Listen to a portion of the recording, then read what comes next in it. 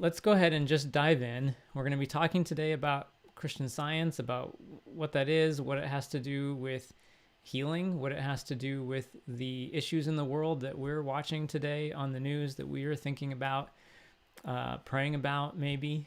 And so we're going to apply that to our theme of spiritual discovery. What is that phrase? What does that have to do with prayer and healing?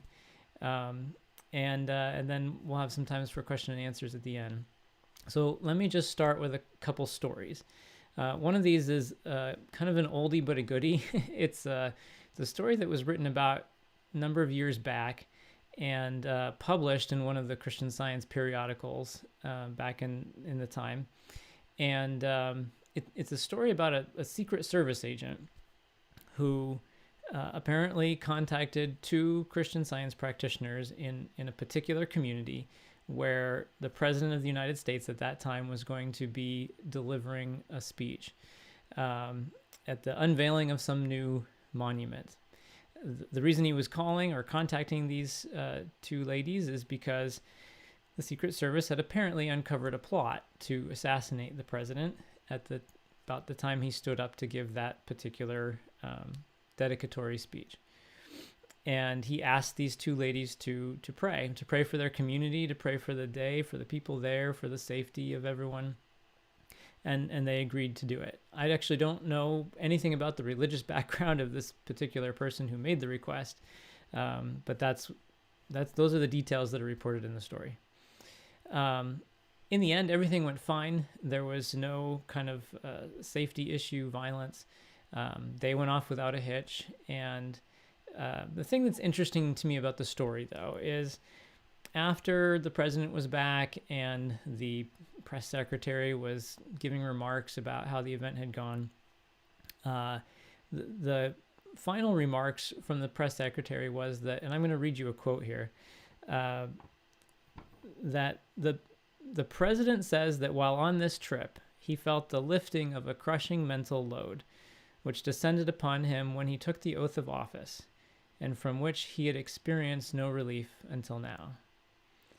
Now, the reason that's significant to me is because these two ladies who had been asked to pray for the safety of the day both talked to each other before any of this came out and found it interesting as they compared notes about the ideas that had been inspiring them, that along with praying about the safety of the day and everybody there, they both felt individually compelled to pray about what may feel like the burden of anybody in a senior leadership role, not to mention somebody like the President of the United States heading up a nation. That they almost felt more compelled to pray about that as they, kind of got through their prayers about safety and community and unity and harmony and that kind of stuff. Just the thought had just came to them and stood out that this was something that really needed to be prayed about. Each of them, as I said, felt led in their own way through their prayers to pray about that topic. Later compared notes, found it interesting that both had that idea to do that. And then came this statement from the press secretary. What it points to for me is the idea that our prayers matter. And we're going to be talking a lot about prayer, a lot about healing, a lot about what that is and what it means, how it works. We're not going to take for granted today any words like God and spirituality and prayer. I'm going to, after I finish these first two stories, go back and unpack those kinds of words and think about how they apply. But as a starting point, I think we often, it's normal to wonder, do our prayers do any good? We may wonder that about our own lives. We may wonder it about the people that we know who are close to us. But I think it's particularly challenging sometimes in the light of what feel like global, nationwide kind of issues, to wonder if our prayers do any good. So just as a starting point for the conversation, looking at a story like that and feeling like, maybe there's some connection. Maybe that points to the idea that when we embrace anybody, strangers, friends, people we think are have the same kind of beliefs that we do, people who seem to be on the opposite end of what we think. When we embrace each other in prayer, not in a manipulative kind of way or in a way that's about pushing one's beliefs upon somebody else, but in a way that's about tuning into God and kind of yielding, in a sense, to a bigger idea of the goodness that is here for everybody and what that means, how that helps people, how it inspires people, how an example like that, it could even lift the burden of stress from someone who you didn't get the chance to talk to about what you think inspires you, but just because the light of the love behind that prayer shone through and embraced a whole group of people, that individuals could feel uplifted by it. Okay, so I'll just kind of pause there. Again, that's a starting point, and we'll start to explore all that in a second. The other story I want to tell, though, before we go further, is a more microcosmic story. It's my own, from when I was in college. I had been running around in high school and early college with some strong beliefs about what was going to do good for me, mostly, but also for the world. And they were pretty typical. It was like, if you get a certain kind of job, if you have a certain kind of income, if you know the right people, if you have the right resume, if you've done the right activities, that kind of stuff, then you'll get into the right school, you'll get the right job, and on and on. And I was very tied up by this surface level model, and I worked very hard at it, and it seemed to be going okay until the end of my first semester in college, when I got really sick. And I ended up in the on-campus care facility, and I was there for a couple weeks. It was never clear what I had. I was never diagnosed. I was tested for tuberculosis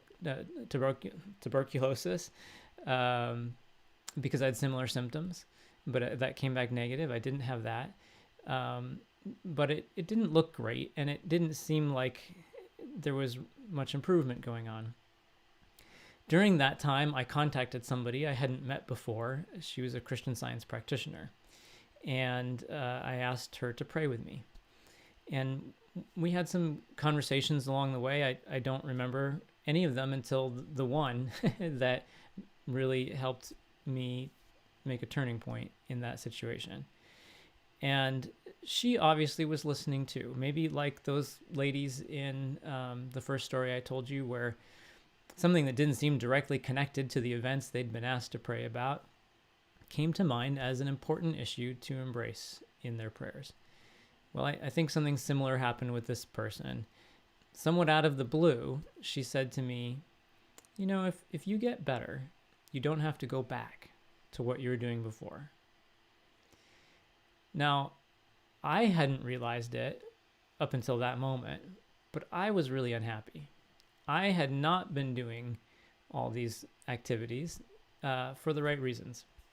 It wasn't that most of them were bad. It was just that the motive behind it and the model that was pushing me and perpetuating that approach to things was just not rooted in anything authentic. It wasn't rooted in a higher sense of purpose, or of where good really comes from, of how one makes a difference in the world, let alone finds their own good in life.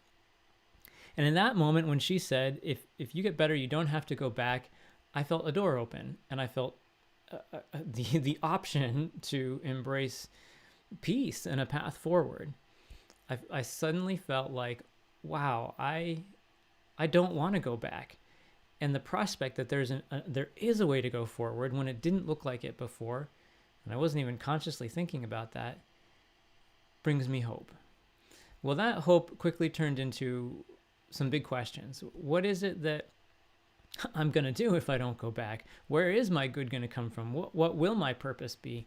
And as I began to wrestle with those big questions and look for spiritually based answers rooted in what is God and what does God's nature mean about me and my purpose, my health began to recover.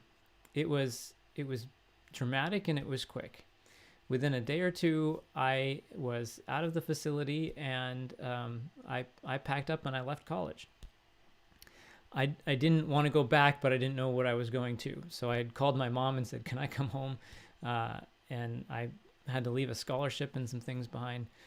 But I went home and I did this wrestling. I realized college wasn't the problem. I wanted to go back to college. I just needed to change what I was studying and why, and a lot of the activities that I was doing.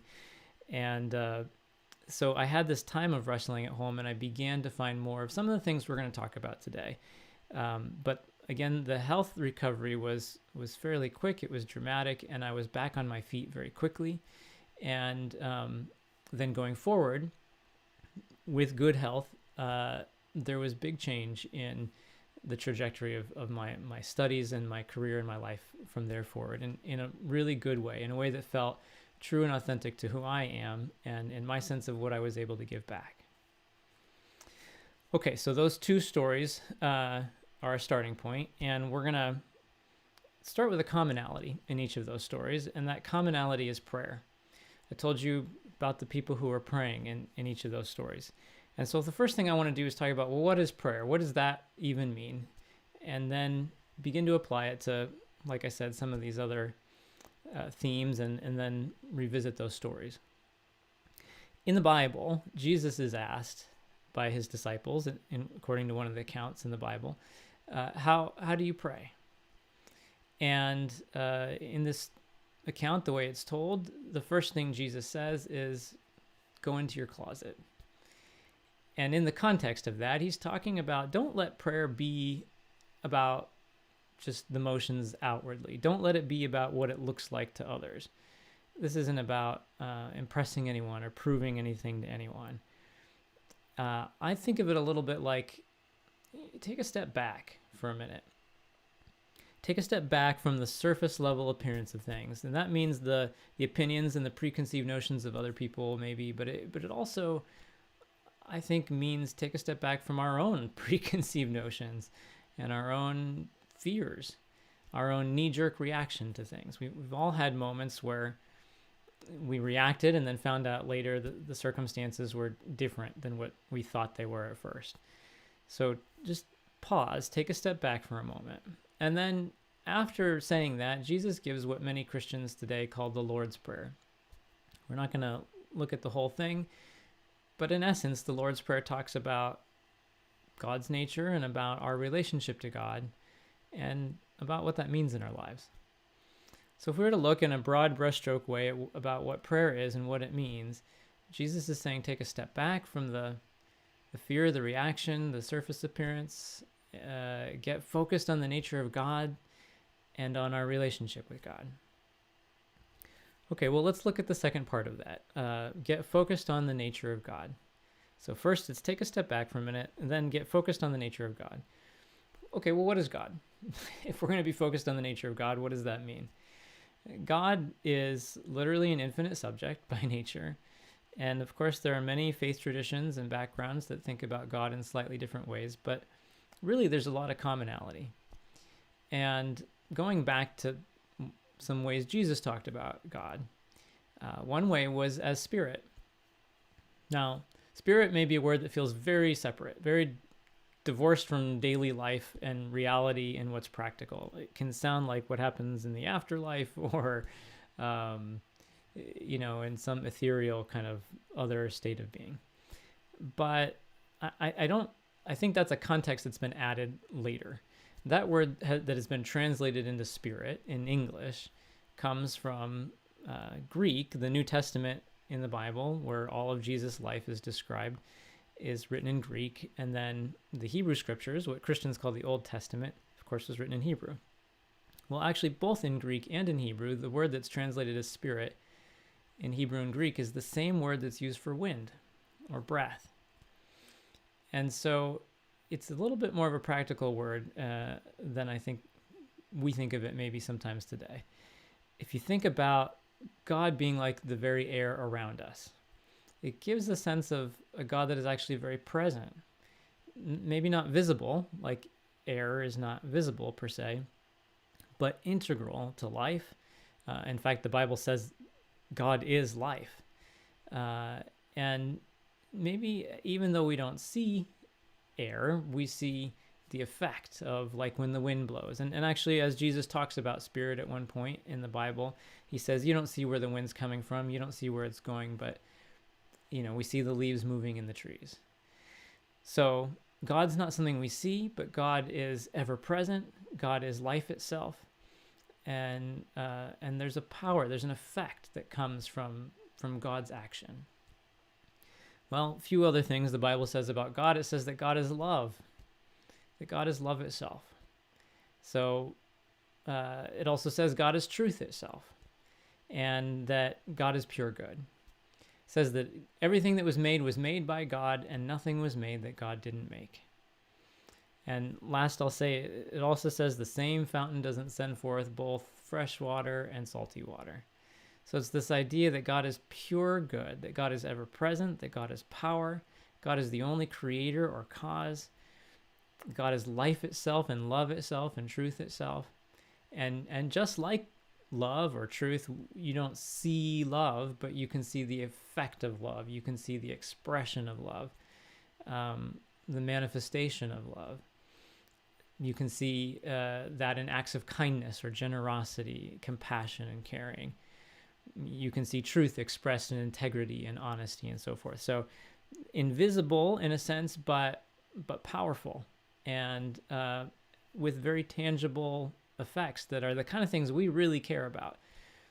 Everybody here listening today, I'm pretty sure, cares deeply about what is true, knows that there is power in truth, and cares about love, wants to feel love, knows that maybe you don't see love, can't buy love, but love matters. It makes a difference when we feel it, when we know it's there. So the sense that there's some idea about what God is, that actually God doesn't, if God is life and the same fountain doesn't send forth both fresh water and salty water, then life doesn't send forth destruction and deterioration, degradation, and death. Sometimes attributed to God is a nature that is good and bad, that does good but does evil, or does good but allows destruction and suffering for some greater purpose in the long run. I would say that's something that's been kind of overlaid too on the clearest sense we get of God's nature as described in the Bible. There is other stuff in the Bible. Of course, there are other people who saw things as mixed, a God of both good and evil. You'll find that in the Bible. But what I feel we see in the Bible is this evolution of people's idea about God. It gets clearer and clearer. There's more justice. There's more sense of God's presence and a relationship with God. There's more a sense of that God is love. The more time goes on, and all of this culminates in the life of Jesus, who gives us just the purest, clearest sense of what God's nature is like. And so that's the lens we can take and look back on the Bible. It's not that some of it's true and some of it's not true. It's that all of it teaches a lesson when you look through the right lens of the way Jesus talked about God, and extrapolate the lessons that really still apply to our lives today, the kind of lessons we still need to learn, that the world still needs to learn. But all of it in the end amounts to this God that we can trust, this God that is a trustworthy good, a God that is with us, that a God that can be proved even and experienced. Because in the Bible we do see people's lives literally genuinely transformed by their idea of what God is. And we'll talk more about that in a second. But let's just look at the last part of that prayer. First is take a step back from the fear and reaction. Then it's, what is God? Get focused on God's nature. And then what does that mean about us? Well, if we're talking about a God like the one we were just describing, what would our relationship be to that kind of a God? Well, you can imagine the Bible talks a lot about that too. And the first thing it says about any of us and our relationship to God is that we're made in the very likeness of God, and that we too are pure good. It's the very first thing. And that's not a one-off kind of a statement. Later, Jesus says, be perfect as God is perfect. And then Paul, who came after Jesus, says, put off the old man, the old sense of yourself, and put on this new sense of yourself that is created to be like God. There's a lot in the Bible like that, that points to that nature of that relationship with God that's really unbreakable. It means then if kind of like you can't see the wind, but you see the effect of the wind, or you can't see love, but you can see the effect of love, the expression of love. Well, if God is life and God is love and God is truth, there needs to be an expression. You can't really separate the two. There's no love without an expression of love. Somebody who says they're loving but never expresses it, we question if they're really loving. Love always has an expression. It takes form. Well, that's true in what we're talking about here with God and us. The Bible indicates that's who and what we are. We are the place where God shines through. We are the place where life is made manifest, takes form. We are the place where truth and love, the very principle of the universe, that is the cause, the consistency, the impulse of the world and creation, takes shape. The Bible talks about God as the source of all intelligence and wisdom. Well, the source has an expression, and that's us, made manifest in who and what we are. This is what the Bible indicates we're made to be, what's natural for us, what's built into our nature in a way that doesn't come and go, and in a way that isn't earned. We don't work our way up to it. And if we join the right group or religion or read the right books or after a certain amount of education, it's just built into the very fabric of our being. And we can't lose it either. It doesn't diminish any more than some kind of mathematical principle over time wears down and gets a little less exact, It's just right on point for what it is and what it will always be. And that's because the nature of our source is eternal. Therefore, the characteristics and qualities that are built into who we are that come from God's nature are exact and unwaning in any way. This good is real, and again, always with us, always present, and provable. Well, that idea of the proof, of proving it, is kind of where we connect with our big theme today. Because we can say all this, but then in all honesty, it just doesn't always look like that's who we are. It doesn't look like that's who or what is out there. That's certainly not what we're getting in the news alerts when we, open up our phone and pay attention. So, okay, how does all this connect? What does that mean? What does it mean to prove it? Well, here's where that word discovery really comes in, I think. A discovery is something that has already been there. It's not an invention. It's not that somebody made something, created something. It's finding out more about what is already true. And that's an interesting way to think about spirituality and prayer, because oftentimes today people talk about spirituality more like it's positive thinking at best. You have a good attitude in how you deal with the world. Or on the end of that other side of the spectrum is, you just not paying attention. I'm tired of hearing my prayers are with you. It doesn't mean anything. So those are the kinds of views that are out there about spirituality. And I can understand that if we don't have a sense of how this connects practically with daily life. But that word discovery, which means something is already there, I would say it's definitely not removed from practical experience, because discovery, in essence, is what has progressed humanity throughout human history. There have been many types of discoveries, the kinds we call scientific, lead to some invention or something. The laws of aerodynamics were discovered. A lot of people were beginning to understand those laws around the same time. It wasn't just like the Wright brothers that many people listening today probably know about. They were the first in flight, but there was a lot of other people, and it was the same laws. And there was also a commonality in the approach between all these folks. Not one of them just went up to a tall hill and thought positively about flying and leaped off the edge. Each of them was working at it, and that work was really mental primarily, because there was no outward evidence that you could build a plane and fly. That wasn't going to come until after the discovery had been made. So the outward evidence isn't the first step.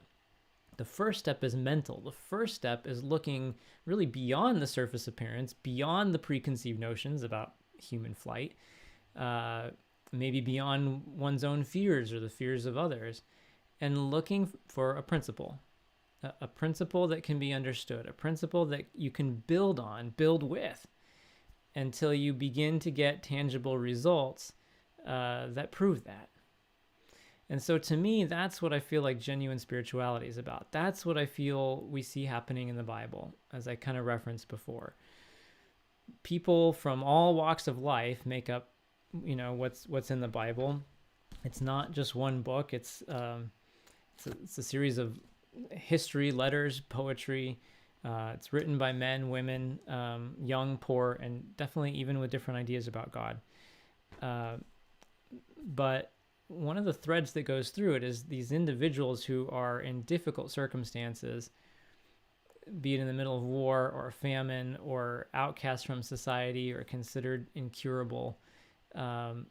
As they're facing this stuff, there's a moment in these stories where or sometimes a lot of moments, where they take a step back from how things seem to be, like in the middle of a war, feeling very threatened, and they turn to their highest sense of what God is and what that means about them right there. And when they get some inspiration from that, it changes their view. And when their view changes, they get a different idea about what to do or how to go forward. They may even see their enemies in a new light, along with seeing themselves in a new light, seeing their relationship with God in a new light, having a different sense of what has power in this equation. There are instances of where people stay in the middle of what looks dangerous and overcome it. Sometimes even saving their enemies from harm. There are stories where people move out. They know how to safely get out of the way of harm and be safe for a while until a new solution is found to work things out. But whatever it is, the starting point is, what is God? What does that mean about me? And then the implications of that put a new light and bring ideas, actionable ideas. And to me, again, that's what I feel like we see in human history on any scale. The way that democracies have evolved, the way that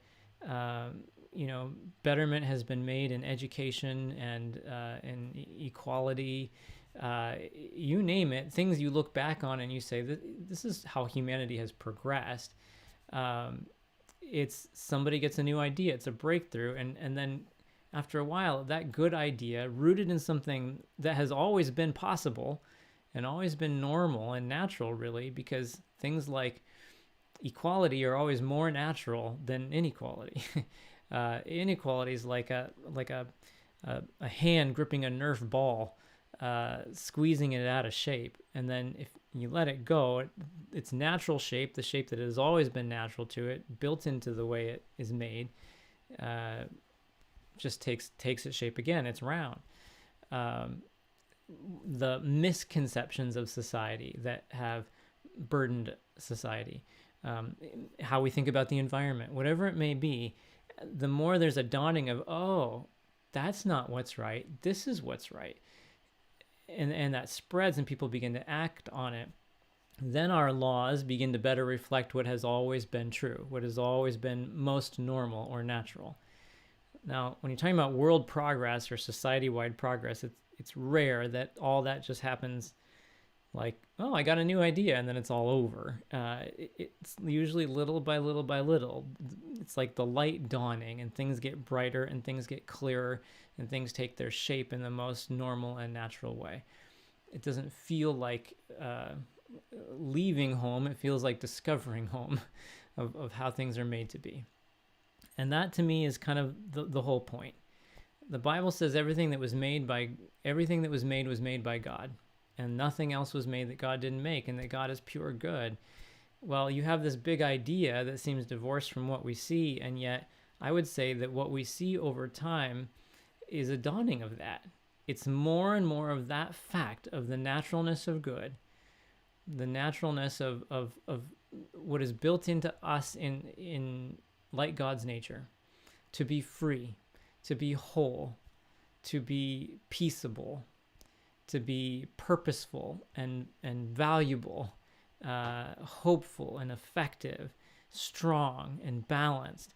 Whatever it is, whether it's a personal struggle or a struggle in our family or immediate community or in the world, whatever it is that seems to be the grip that distorts that and says, well, you've got some of it, but some of it's missing. Despite the excuses for why it seems to be missing, in the face of that, each of us is empowered to discover what is already there, what is already natural and able to be proved. That's the pattern of what we see going on in the Bible. And that's really what the genuine healing is all about. It's not about a God that intervenes with some kind of a miracle. It's about the truth that sets us free to better act on and feel what has never left us and what can never be changed in us. Never be changed in the fabric of how life is and is made to be. We all see surface level logic. We see, like, hey, I go out into the cold weather and I maybe don't feel well the next day. You can't tell me there's not a cause or a naturalness to that. Of course there is. There's, I've seen it, I've experienced it. And you might say, well, I know somebody who, a family member that had a genetic problem and they got it from their uncle so-and-so or their mom or their dad or whatever. So there's a cause. You can't just say, it's just a perception ultimately.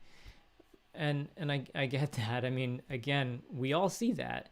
We all see evidence that that's the way things work. Someone's raised in a way that is brutal. They grow up with brutal beliefs maybe.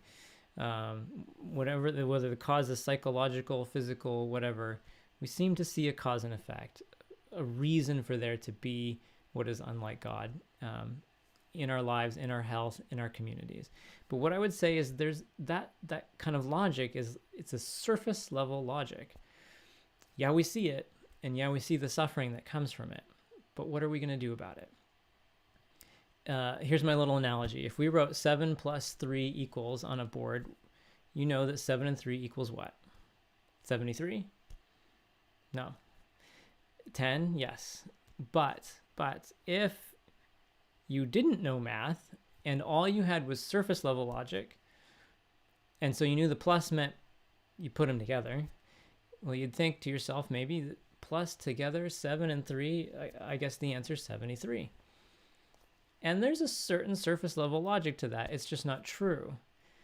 And the thing is, when you go to act on that logic, it does cause suffering. You try and do your grocery shopping with that kind of math, or balance your bank account with that kind of math, and there will be suffering. And we will experience that. Does it change what is true? Does it change what has always been true? No. If you don't like the suffering and you're just there trying to make the 70, I need to do something with that 73. I need to write it in a different way. I need to, you're thinking about a surface level solution to a surface level logic. But if we get beneath the surface level logic, beneath the idea that our lives are formed by the genetics of our parents, or what the weather's like, or what has happened in human history, or anything else, that it seems to be that logical thing we can all point to that goes, that's why we're here today. That's why we suffer today. We cannot ignore that. We need to identify it, but then we need to go deeper and say, okay, but wait a second. What is it about God's nature that informs us as to what is the genuine cause of what's normal and natural? Who I am, who I'm made to be. I may see problems all over the place, but I can go deeper. And as we look back, okay, what is God? What is good? What does it mean that God is life itself? What does it mean that God is the source of all true thinking, of all wisdom and understanding? What does it mean that that's ever present? What does that mean that that's the only cause and it must take shape in our lives and in the lives of everybody? What does it mean that good has power? What does it mean that truth is real and that it's not opposed by something else? That it is life itself? These are the kinds of questions we begin to just think about the implications of what God is and what it means about us. And it challenges the surface appearance. But what happens is, just like 7 and 3, as it turns out, is 10, and 10 is made up of a 1 and a 0, on the surface, that answer that 7 and 3 is a 1 and a 0 put together, it can be challenging if you don't know math. Where could a 1 and a 0 possibly come from? They can't just appear out of nowhere. No, but you got to look beneath the surface. And more than anything, test it. 7 and 3 equals 10. Test it. Prove it. See if you get more harmonious results. And so as we look back at what it is about God's nature that relates to our nature and how we're made to be today, how our neighbors, even our enemies, are made to be, it can give us a challenging answer that's contrary to how things appear to be, but we can wrestle with that. We can try and apply it in our lives to our immediate moment-by-moment experience and relationships with others, and work at proving it. The message of the Bible, I think, is that not just that we have to believe blindly, but that we practice each day, step by step, looking back at what is true and acting on that, and seeing how that makes change for the better. And again, to me, that's what discovery always has been. It's a mental journey, first and foremost. It's not something we see in the surface level logic, but it's not something we have a blind faith in either. We reason out from it, we act on it, we let it work in us, inspire us, and change our view. In a sense, truth itself is what uplifts us. It's not us trying to do this ourselves by thinking the right thoughts. It's about, like I said before, kind of a yielding, a discovering what is there, and then acting on that. I would say that's what was going on in my experience. What my purpose was always deeper than, if you get the right job, if you have the right kind of income, then you'll have security in life. Then you'll be able to do good in your life. There was always a deeper thing about my nature, about anybody's nature. But I had bought into a surface level view, and I was acting out from that. And in the end, it caused suffering. There were poor results happening in my life because of that. But then as something compelled me to look deeper, wait a second, who am I really? What is my purpose really? Where does good come from really? As I began to discover that, everything started to make sense. It kind of clicked into shape. It's like taking your foot out of a shoe that's too small, that you've worn so long you can't remember it ever being a different way. And then you take your foot out and you stretch your toes out and you're like, oh, right, this feels more normal. And that's what healing does feel like. It doesn't feel like a miracle. It feels like the naturalness of who and what we are just becoming clear again. Like, oh, that, we've all had those moments where it's like, oh, right. It's that natural feeling. I'd say that's what was happening with that little experience with what the press secretary said about what the president felt. Well, how? Why do our prayers have that effect? I would say that, we think of this as just first and foremost mental, but we tend to think of mental as just being somehow within us. But, to me, the problems that we face aren't like my problem and your problem. It's a misconception anywhere. It has no person behind it per se. It's more like the misperception has influenced the person and not the other way around. The person is the cause of the misperception. And so when truth dawns on us, when something more true about God's nature hits us, it's like the light that dispels the darkness. And that darkness, because it, again, is like a misperception, it doesn't come from a person, it influences a person, then that light just removes any sense of the misperception and helps us better see what is normal, better see what is clear. And anyone within the scope of that light is benefited by the light. If you're in a room and you have all the shades drawn, and somebody, anybody, opens the shades and lets the light in, that light will benefit everybody who's in the room. It was more normal for everybody that day to feel safe, to feel unified, than the other way around. It would have been a dark distortion of how things are made to be in order to have seen or experienced danger. Same thing with the leadership that day. It was more normal to feel moved by truth itself, uplifted and cared for instead of responsible and burdened by whatever there was for the president to face that day. That's something, we just need to test in our own lives, and step by step work at proving that. So let's talk just a little bit more about the how, and then I want to talk specifically about some of the stuff we're praying about in Ukraine. Jesus, who showed us something about God's nature, as we talked about before, that was pretty unique. Jesus is called Jesus Christ, and that word Christ was a title for him. And it symbolized the presence and activity of God that shone through his life. It signified that. Well, that presence and activity of God, of course, didn't start when Jesus was on earth or leave when Jesus left. It's ever present. So you could call that presence and activity of God Christ. Again, the same word that's used as the title for Jesus, because of the way he was the clearest transparency for this, in such a unique way in history. And Jesus showed us something unique about God's grace. And that, in a short phrase, we could say is the unearned love of God. He also showed us something unique about salvation, which again, in a really short phrase, could be said to be the discovery that nothing can separate us from the love of God, that unearned love of God, God's grace. The way Jesus showed us this, the way Jesus was just like this bright open window for divinity, that power and goodness of God reaching humanity, that is our perception of who and what we are, which is sometimes clear and sometimes muddied by a perspective that is not rooted in God's nature.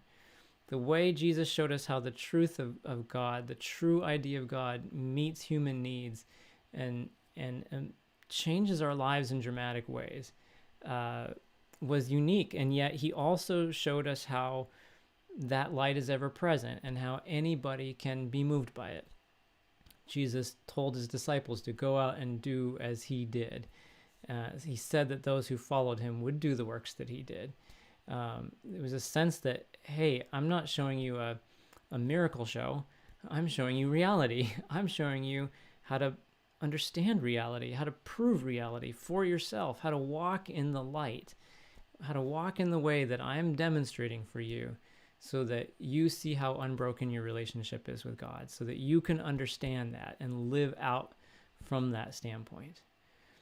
Whatever it is we face, be it personal struggles, divisions locally or more broadly, climate issues, war, this idea of the true idea of God coming and meeting our needs. It means both immediate needs, like I am in a dangerous situation and I need to know what to do right now. And it means long-term solutions, like how are we going to make systematic changes that better our climate situation. It's whatever is truth itself coming and uplifting human thought, giving us new ideas, new innovation, hope, inspiration, comfort. That's Christ. That's that presence and activity of God in our lives. And it is ever present. It is everywhere. And our role, according to the Bible, I love this word, is to witness it. That's a word that pops up a number of times in the Bible, to bear witness. So it takes the burden off of us. It means our job isn't to be the power. Our job is to witness the power. Our job is to take that step back, not ignore things, but look deeply at what God is and what God is doing, what the presence and activity of God is doing. We can be distracted as we look at the headlines, or we even look at the the problems that seem to be in our own thinking. And we can just stay there and feel like, oh, I feel guilty about that, or I feel heavy about that. We may try and push through it and be the source of the solution, but in the end, it's that bearing witness. It's that sense of, wait, what is God? What is God doing? What does that mean right now? We can bear witness to that anywhere because it is ever present. We can, right where we are, make the mental shifts that discover what God is doing in the face of tough circumstances, in the face of where it seems like maybe there aren't solutions, or the odds are poor, or whatever, until we start to see that it's different. No, the odds aren't poor. No, truth has the power. No, good has always moved humanity forward. No, there is always opportunity. No, there is always a way to be free. It starts to shift the perspective, and then the ideas open up, and we see the path, and we can walk in it. Just thinking a little bit about Ukraine, to just apply some of this there for just a second. I've heard a story from somebody recently that was a war correspondent, and in a tough situation where the crowds, they were in a foreign country, and the crowd opinion shifted and went to attack the individual who was there and any of the people that were with them, and it looked very scary, and it looked like there wasn't going to be a way out, and then as the story was told to me, at that very moment on the other side of the world, this individual's mother woke up in the middle of the night and felt compelled to pray, and for her son specifically, who was in this situation, and prayed for their safety. And from the way I heard the story, that this individual, in the midst of the crowd, right at that time, somebody grabbed him and pulled him out and just said something like, "Today's not your day," and that was enough to save him from the situation. Now, of course, he didn't know at that moment that his mom was praying, or vice versa. She didn't know what was going on. But later when they talked, they compared notes and realized it was right at the same time. The idea that our prayers embrace anyone, everyone, whether we seem to know all the details or not. How does that work? It's because it's not about our knowing, our power. It's about our witnessing, our acknowledging. When we look to discover, we are led to what we need to know.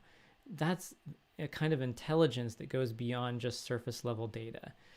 It's an intelligence that inspires us with what is most important for that moment. Those ladies in that first story I told you, they didn't have any data to know they should be praying about that, but as they were looking to a deeper sense of intelligence of God's being and action, it became clear to them what they needed to know, and it made a difference.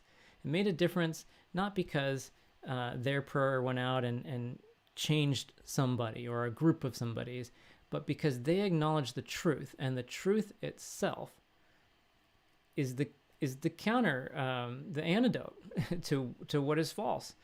And again, at the root of whatever is manipulating us or anybody else, even people into wrong action, what we call bad actors, or what I don't mean we, but just what is often called bad actors. The thought behind it is not personal. Again, like I said, it doesn't come from them. And truth itself deals with it. Truth itself deals with the error, the misconception, the bad data. It's the light brought to bear upon the darkness, the false concept, and it uplifts whatever seems to be the action coming out from that misconception. I think about, as I was again still praying about Ukraine, looking back in history a little bit and trying to understand myself, how we got to where we are today. And reading about how in Germany in World War II, as the Nazis were losing the war, Hitler gave the order to destroy basically all the major monuments in Paris, and as well as in some other areas, bridges, depots, anything, infrastructure, similar order was given in the Netherlands, and even a similar order was given for areas of Germany where the Allied powers were approaching. And in each of these circumstances, the commanders in charge, at great risk to themselves, and often with a lot of needing to do what was right, but just navigate very wisely the impressions around them so they could get away with doing it, they disobeyed the order. It's why we still have the Eiffel Tower today. Sometimes we think that one person or a group of persons is in charge, but ultimately, truth protects us. Ultimately, every commander, every soldier, every individual, every homemaker, every educator, whoever we are, wherever we are, we have that direct connection with truth, that direct connection with the divine truth that is God, that is communicating with us, that is like our parent, that is our source. And we can bear witness to that. We can acknowledge that, because that light has an effect. That light is what, in the midst of situations that seem tough, like the one with the guy who was being surrounded and attacked, it shifts the scene. Somebody gets the right idea. The light breaks through the clouds, and it's enough to just help humanity take the next step forward for the right thing to take shape. This is something, if you take the time to really look at human history, you see, as dark as things can be sometimes, the world overall has made great leaps forward from 100 years ago or 1,000 years before that or whatever.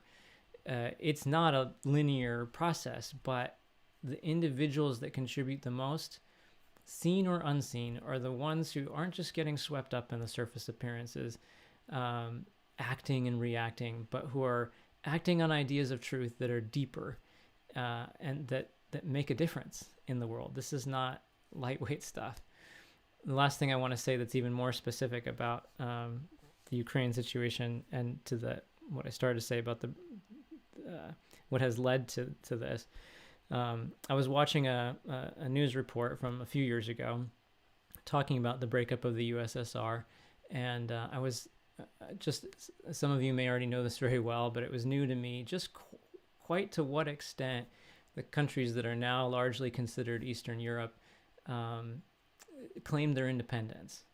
As individuals in Russia started to stand up for what was right, including leadership in new ways, and people suddenly caught the inkling that they could do the same thing, that they would be safe, and their fear started to diminish, and they started to more fearlessly demand what was natural and normal. In some cases, one country would declare its independence, and then another country the very next day, encouraged by the previous one, would do the same, and the next day or a week later or 2 weeks later. And like dominoes, there was this rapid shift in the right direction. One example that was really telling to me was in a country where the leader had been particularly brutal, from what this report was telling. The people were gathered in the square, and they were demonstrating, they were demanding the same kind of movement forward, democracy for themselves, a move out of communism, and the leader was standing there and very much looking like he was still in charge, out on a balcony. And from what the report was explaining, whenever this leader would just raise his hand, in all the years previous, the crowd would know that was the moment you had to instantly go silent. There was this control. And on this day where the scene was shifting across so many countries, this guy, he lifted his hand, and the people just didn't stop. They didn't stop chanting. They didn't stop demanding. They didn't stop demonstrating for the first time ever. And watching the video, the historical video of this, was very moving to me, because you see the whole facade, which was never rooted in truth. It was never rooted in actual power. It was a construct. It was a fear-rooted construct of control, that when people lost their fear and stood up for what was right, it lost any sense of having power. And you see the moment that the leadership recognizes this for themselves. The hand is up, and he kind of does this a couple more times, and it doesn't stop. And everyone else on that balcony, the entourage, looks at each other, and they leave, go into the building. And within a few days, the leadership in the country had changed. Truth itself is dawning on humanity. Truth itself has power. And when we look at the surface appearance, it can look like what has power are guns and explosions and or certain individuals, but it's not. It's never been, ever. You just have to take a good look at human history to see how we move forward and how everybody is embraced by this. Literally everybody is blessed by what is true. The more truth shines through. Mary Baker Eddy founded this movement, this approach to Christianity that we've been talking about today, Christian Science.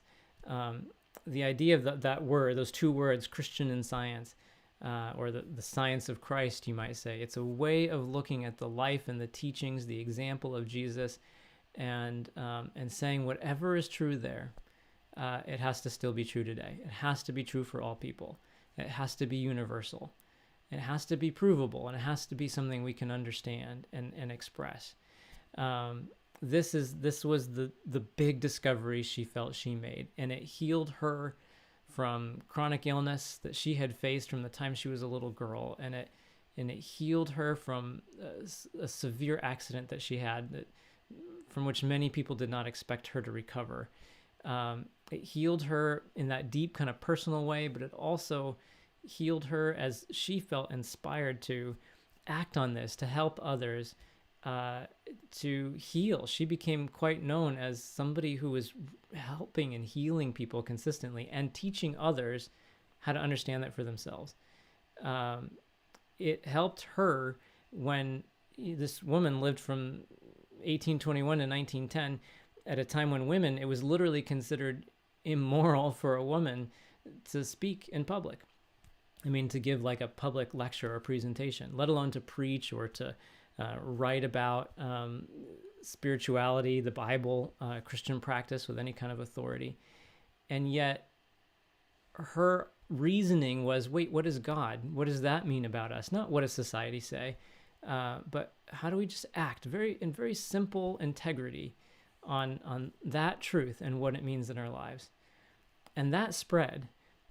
Her example showed other people the same thing. They began to see, catch that kind of scientific sense of Jesus' life and Jesus' teachings and the practicality of all that for today, and live it themselves, find healing themselves. And what was born was a kind of a grassroots healing movement of people really looking at what the Bible says in a new light and saying, wait a second, the implications are freedom today. That sense of salvation today, are rediscovering that direct connection we have with God today, and what that means for our communities and what it means for the world, because these individuals just went out and they helped and they healed. This book Mary Baker Eddy wrote, Science and Health with Key to the Scriptures, this is considered the textbook of Christian Science. It's a book about the Bible and everything we've been saying, how you live it, how you experience it, how you understand it. And the last 100 pages of this book are all stories of people who found significant healing in their lives, in many cases of things that had been diagnosed as incurable, and with real genuine life changes as part of that. Mary Baker Eddy didn't see this as some new doctrine or creed. It was the kind of the uncovering of what was already there. Again, she felt this was something Jesus had promised. It was natural that Jesus said, whoever follows me will do the works that I do. And so she went forward, and she ultimately established a church, but not as an intermediary to our sense of God, but just as a way where people could work together to accomplish more, to support each other in their spiritual journey and in doing more for their communities. She started the Christian Science Monitor, which is an international news source still around today, with the idea that we need to know what's going on in the world, and we need to be able to look at it in a constructive sense that helps us get beneath the surface. And she did that when she was 87 years old. Talk about not looking at surface appearances, not what people say about gender or womanhood, not what people say about age. What is God, and what does that mean about right now? That's it. If there's one thing she was dedicated to, it was that simple concept. Nothing complex, nothing heavy, nothing burdensome, but a sense of God that really takes that burden away, that helps us bear witness to what God is and to what God is doing, and to prove that in our lives. I'm going to read you two quotes here, one from the Bible and one from Science and Health, and then we'll pause and see if there's any questions in just a second. So this is St. Paul in the Bible. He says in 1 Corinthians, "Now we see things imperfectly, like puzzling reflections in a mirror. But then we will see everything with perfect clarity. All that I know now is partial and incomplete. But then I will know everything completely, just as God now knows me completely." Again, that idea, it's already there, and we seem to see it mixed. We see good, but we see other stuff that's not good mixed in. But what God sees, and the way we can begin to see more like that and bear witness to it, it moves us and it frees us. It's the truth that breaks through. Breaks through the mental haziness that we may think, I don't know how to think the right thought or do the right thing, but it's not about a self-generated thing. It's about the prayer that steps back and lets truth break through, discovers truth breaking through, life breaking through, good breaking through, in the midst of anything, no matter how defining it may seem to be. And here's a line from Science and Health. Mary Baker wrote, the conceptions of mortal, erring thought must give way to the ideal of all that is perfect and eternal. Through many generations, human beliefs will be attaining diviner conceptions, and the immortal and perfect model of God's creation will finally be seen as the only true conception of being.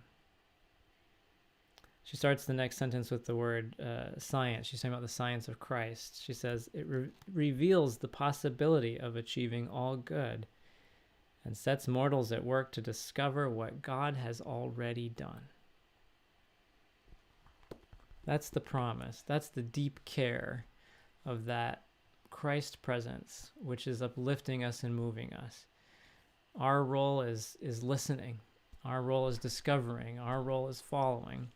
Sometimes when we don't know what to do, or we feel like we've tried everything, the way, as Jesus called it, is about giving our consent that it's there, that the way is even there. Instead of just judging the surface and saying, well, here's what I can or can't do. And it's like, no, I agree that it's here. What now? How do I discover what that means? How do I follow it? The solution for each individual, for each community is not cookie cutter, because divinity is not cookie cutter. Divinity is pure good, but it is expressed in so many interesting, wise, unique, innovative, breakthrough kind of ways in human history. And when we just give our consent to follow, I want to know what it is, I want to seek it out, and then we take whatever we're learning about God's nature, whatever hits home for us. It may feel incredulous when we read something in the Bible that says something about God's allness and goodness taking care of everything. That may sound so strange compared to what we're seeing. It's okay to feel that way. It's okay to feel incredulous, so long as we wrestle with it and we let it speak to us, and we let it move us. The power is in the truth, and we're the effect. We're the receivers of this. We're the little kids in this equation. Incredulousness can turn into curiosity. Could it be true? What does that mean?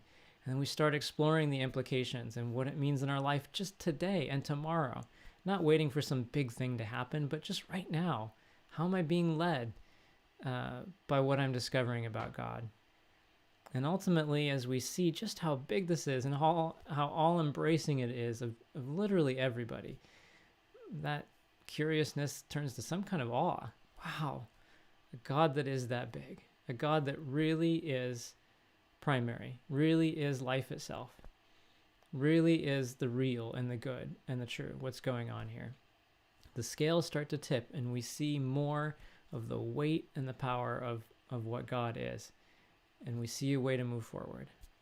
It's not abstract. It relates to our experience in the most personal, specific, rich, detailed kind of ways.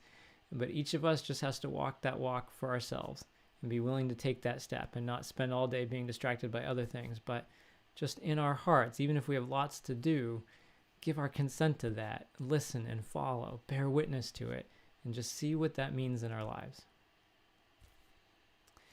Well, I'm going to pause, and I'm going to head over to the Q&A box in just a second. Nothing has come in yet. So what I'm going to do is share a few thoughts, check back in case anyone submits anything, and then we'll wrap up after that. Just coming back here to my notes. We've been using this analogy a lot today about light breaking through, or truth breaking through. And I have been giving public talks about the healing practice of Christian Science for, 15 years. And I've given them all over the world pretty much. So I've done a lot of flying. And I love it. Every time the plane takes up, and especially if there's been a storm and you get up above the clouds and it's bright up there. I've seen it many times. I've enjoyed it many times. Never gets old. But something hit me on the last flight I took a few weeks ago for the very first time. As this plane took off, and it had been a very stormy, dark, blustery kind of a day. It was just in between now, 2 storms, another one rolling in. And as we got up above the clouds and all the light was there, and I looked down and was just kind of remarking how, gosh, from underneath the clouds looking up, it's all gray and dark, but the very same clouds from the other side are bright white and puffy, the same ones. And it occurred to me, from this side, there's never been darkness. Not once in the whole history of existence has what I've been looking at from the other side of the clouds ever been here. It's never been here. It's never been seen. It's never been known. The sun, if it was a thinking thing, looking down from its side, would just be unaware of it altogether. And something about that, this may or may not hit you, but something about that was just, it was helpful to me to just kind of get the sense that what we're waking up to is that natural. The idea that the drama of the human experience just has never, ever, ever touched the normalcy, the power, the inevitability of life, of pure free living, goodness, wholeness, health, and so on. Every characteristic you can apply to God, it exists there, in that space of just untouchable, ever-present, all good. And that's what we're waking up to. This is not this huge leap to get to goodness. It is the stuff that we read that inspires us, that we hear. It just is waking us up to that. It's reminding us of that. Mary Baker Eddy, who had plenty of her own trials, said at one point, home is not a place, it's a power. And I've been thinking about that, whether it's for refugees or for people who have been in their own same house for years. Our home is a power. Our home is the presence of freedom and wholeness and goodness. It's the presence of community and unity and being loved. It's the presence of fairness and the presence of the ability to move and be alive. To feel like there's a way forward, to do good, to be ourselves, and not to be burdened by what seems like we've been experiencing or told that we are, or feel that we are. That stuff just, it fades, and what is revealed is the untouchable good of who and what we're made to be. Immortal spirit, the unseen, but the substantial and the powerful, and truly in the end all defining. We've seen it since from Bible times till now. Moses, Daniel, Deborah, Esther, if you know the Bible, Paul, Dorcas, you name it. Hebrew scriptures, New Testament, and just stories throughout humanity. The Bible says, I will overturn, and it shall be no more until he whose right it is has come, and I'll give it to him. That feeling of just what is natural and right, is coming to the surface. It's freely given, and that everything else is being overturned.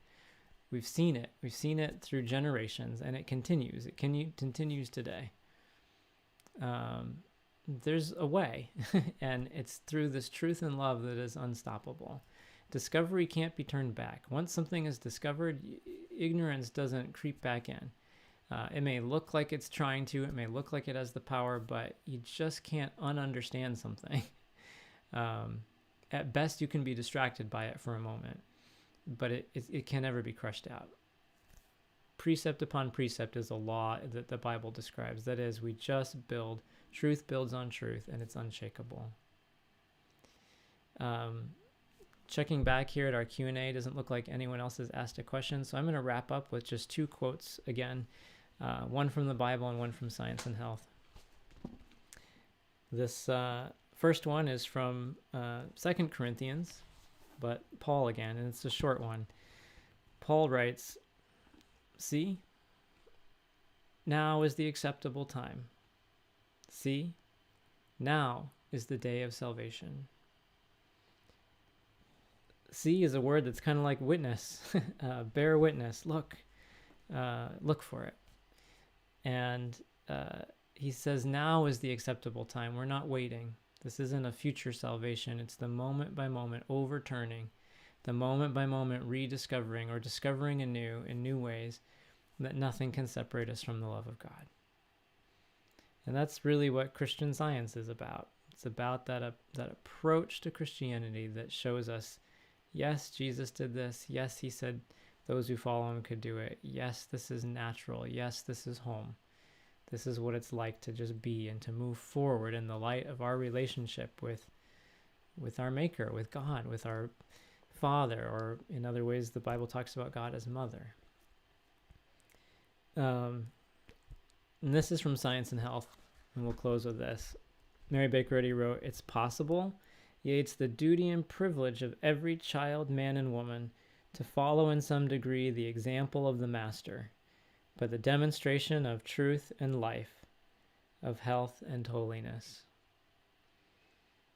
So it's possible for everybody because of what God is, not because of something we have done or earned or created ourselves, or because of anything we've done that could have ever seemed to have messed that up. It's because of what God's nature is that means it's possible for us now and always to be good, to be free, and to do good, and to contribute to the dawning of freedom everywhere. We can demonstrate, we can follow the example of Jesus and demonstrate that truth, that divine truth in life, and the effects of that, which is health and holiness, which just means that pure goodness of God in absolutely every single one of us. Well, thank you so much for taking the time today, for thinking through these ideas together. I know that the folks in Oak Harbor are praying a lot for the world and for their community, and they shared some ideas with me about how they were praying and the kinds of things they were praying about. And I know, again, this outreach is part of their prayer for the community. So hope you all feel that, and I know I'm feeling grateful for you and for what you are and your unique way of just being the light in the world, being what God is making you to be, being the place where God shines through. Thank you so much for taking the time today again, and for all your prayers. Take care.